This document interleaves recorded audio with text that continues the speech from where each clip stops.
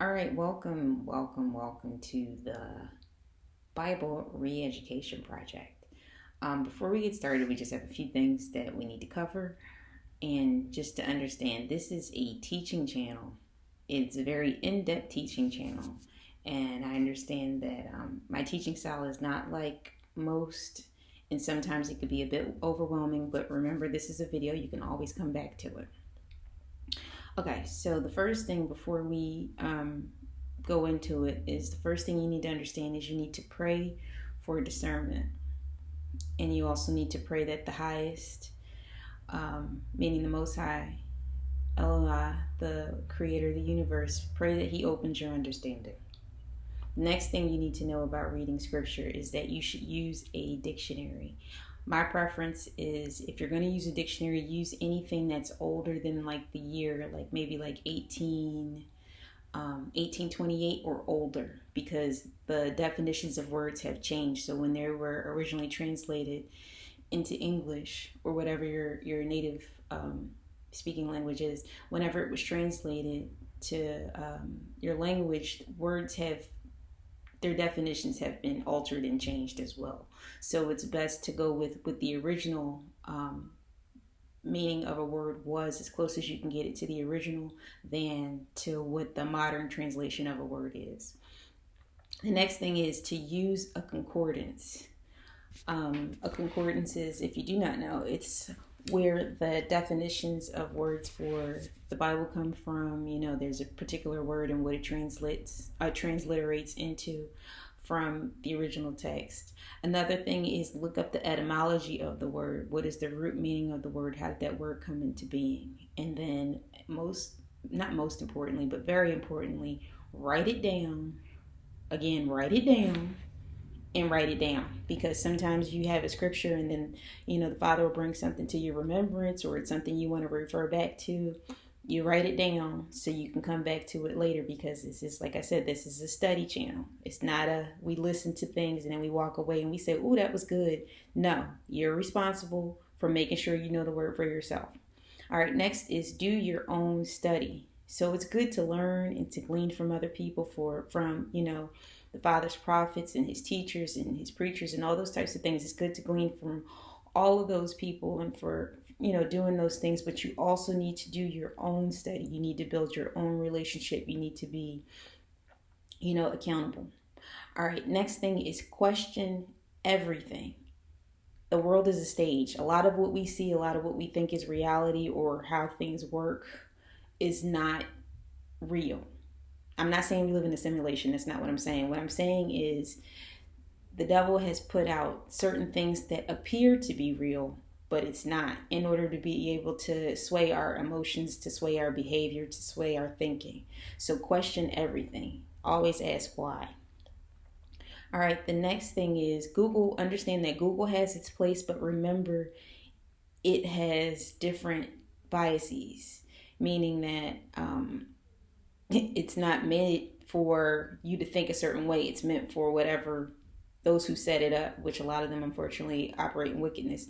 It's set up to whatever way that they deem that you should view certain information. They already do the thinking for you. Like, for example, I don't know if you've ever looked up a particular topic, especially let's just say medicine based. You've looked up something and you want to know if something does something to cure something. The first thing that you always see is, oh, this doesn't cure this, or oh, that doesn't make work like that, or oh, this could hurt you or harm you.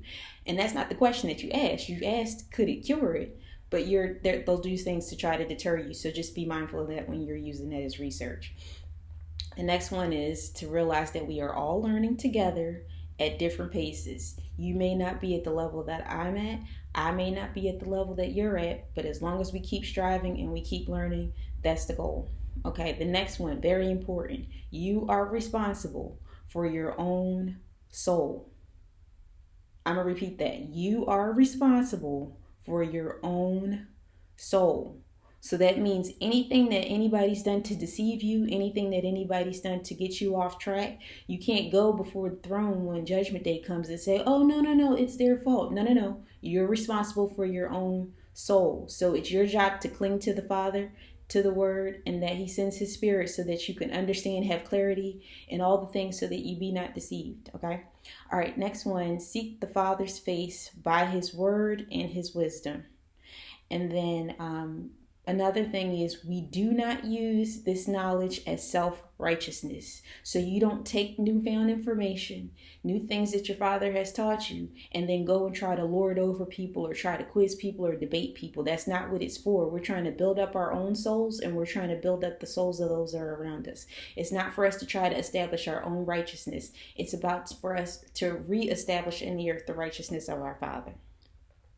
Okay, and then we also need to understand that this knowledge is an aid for us to be obedient to the Father. Okay, and then we all can be biblical scholars, searching for evidence of his truth. So the goal is that, on this channel, we will learn our Father's ways in depth, and we always search for evidence, and he's left evidence everywhere, proof of his existence, proof that what he said is true, proof that he's consistent, proof of everything. He's left it for us all. And then it's also okay to know that you don't understand it all today. So it's okay if you don't understand it all today. You can always come back to it. Some things you have to meditate on the word both day and night. So some things you may not get it right away. And some people might get certain things right away. Some people might not get certain things right away. But the main thing is to come back to it, mull it over, pray, ask for understanding. Sometimes he doesn't give you things right away because he wants you to come back and ask and get used to hearing his voice. Okay, thank you. All right, now let's move on.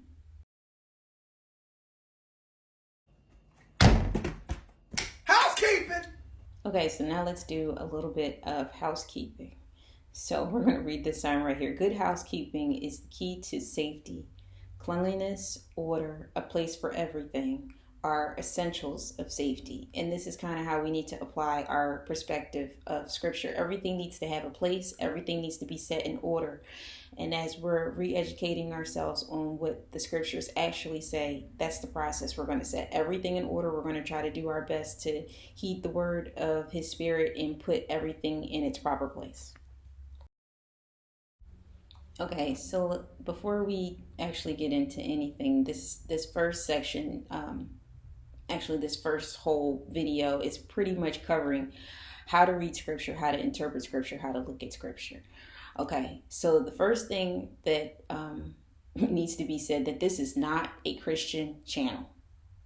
I am not a Christian. I have not been a Christian for a very long time. We just read the Bible and we do what it says. On this channel, we just abide by biblical law, customs, and ordinances. And on this channel, we read extra biblical texts, like books mentioned in the Bible that are not in the Bible. This is our assignment here, and like it or not, however, if you are contrary to or offended by anything in this presentation or teaching, just know that your presence here is not mandatory. You do not have to be here. And see point number 1, it may not be for you, or it may not at least be for you today. All right, number 5, I know a lot, but I do not know everything. And you may know a lot, but you do not know everything. And I'm aware of that. All right, number 6, take all of this to the Father in prayer and have a teachable spirit. Number 7, understand it's a lot of struggle allowing the Father to peel away the false doctrines and the things that are blatant lies, because a lot of us grew up with certain lies that we were told about Scripture that just aren't true. Like if you really just look at the Scripture, if somebody put you on an island and just gave you the Bible, you wouldn't come away with certain thoughts and doctrines if you were just given the Bible as is and someone didn't give you their view of Scripture. And we need to let Scripture interpret itself, because it's very good at that. And then number 8, this is a Scripture study channel, so we are going to read a lot. Okay, so first we need to understand what religion is, because a lot of times we need to understand what we believe and why we believe it. Just saying I believe it because I believe it isn't really sufficient in this day and age, and we can't walk around being ignorant and dumb to certain things anymore. Like those days are over. So, because at the end of the day, the enemy's trying to snatch your soul. So it's best for you to be equipped with the word and know what you believe and why you believe it. Okay, so this is the etymology of the word religion. which you see that little C next to the 1200, it means circa, meaning like that's when it kind of became into common use. So it says the state of life bound by a monastic vow, also the action or conduct indicating a belief in a divine power and reverence for the desire to please it. So that's kind of what we understand religion to be in modern times. But last time I checked, most of us aren't monks. So that's something specific. And I'm going to skip down to about 5 lines down. Now it says in quotes, it says respect for what is sacred, reverence for the gods, plural, conscientiousness, sense of right, moral obligation, fear of the gods, plural again, divine service, religious observance, a religion, a faith mode of worship, cult, sanctity, holiness. And this is the late Latin definition, a monastic vow. And then we're going to skip down again. We're going to go to the next paragraph. We're going to go to the 6th line down. It says bond between humans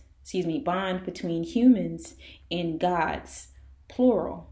In that case, the re would be intensive. Another possible origin is religions, careful opposite of negligence.